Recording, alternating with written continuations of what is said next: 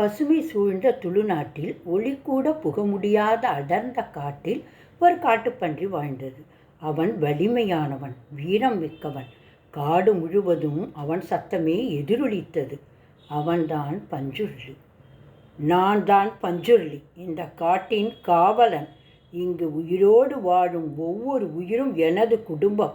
இயற்கையை அழிக்க நினைப்பவன் என் எதிரி. பஞ்சுருளி காடு, மழை, மண் எல்லாவற்றையும் தன் உயிராய் நினைத்தான்.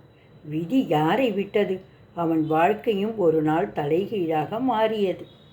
ஒரு நாள் பஞ்சுருளி உணவுக்காக ஒரு முனிவரின் ஆசிரமத்திற்குள் நுழைந்தான். அவன் நுழைந்த வேகத்தில் காடு குலுங்கியது. அவனது வலிமையால் புனித செடிகள் விழுந்தன. யாக குண்டம் சிதறியது. ஐயோ, இது என் அவமதிப்பு!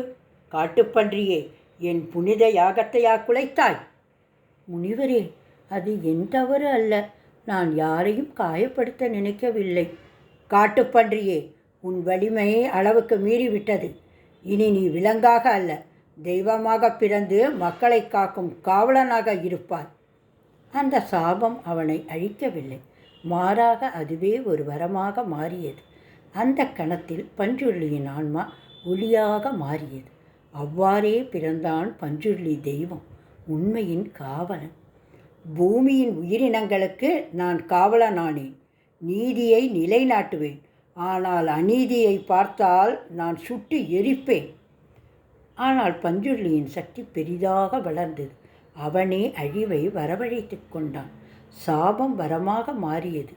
ஆனால் அவன் கோபம் அழிவுக்கு காரணமாகியது. அவனது அளவுக்கு மீறிய கோபத்தைக் கண்டு தெய்வங்கள் அஞ்சினார்கள்.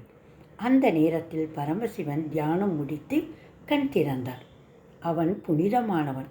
ஆனால் அவனது சினத்தீயை சமப்படுத்த ஒரு சக்தி தேவை. என் நெற்றியிலிருந்து விழும் வியர்வை துளியில் இருந்து பிறக்கும் சக்தி அவனுக்கு துணையாவான். அவன்தான் குளிகா. நான் தான் குளிகா, சிவனின் வியர்வையில் பிறந்தவன். என் தீ அநீதியை எரிக்கும், என் வாள் பொய்யை வெட்டும். அவனது கண்களில் நீதியின் தீ ஜொலித்தது. இயற்கை தெய்வத்துக்கு பிறந்த சகோதரன் அவன். அமைதியின் வடிவம் பஞ்சுருளி, தீவிரத்தின் வடிவம் குளிகா. வா சகோதரா, நம் இருவர் பணியும் ஒன்றே, மக்களை காக்க வேண்டும்.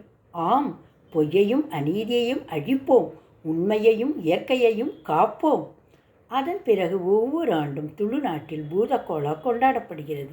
அதில் பஞ்சுருளியும் குளிகாவும் மக்களை ஆசீர்வதிக்கிறார்கள். உங்கள் நிலம் வளமாக இருக்கட்டும், உங்கள் மனம் அமைதியாக இருக்கட்டும். நீதியை விட்டு விலகாதீர்கள், இல்லையெனில் என் தீ உங்களை சுடும். பஞ்சுருளியும் குளிகாவும் தெய்வங்கள் மட்டுமல்ல, அவர்கள் உண்மை, நீதி, இயற்கை ஒற்றுமையின் அடையாளம். இயற்கையை மதிப்பவனை தெய்வம் காக்கும். அவர்களின் காவியம் காலத்தால் அழியாதது. அவர்களின் ஆவி இன்றும் ஒவ்வொரு காற்றிலும் உயிர் வாழ்கிறது.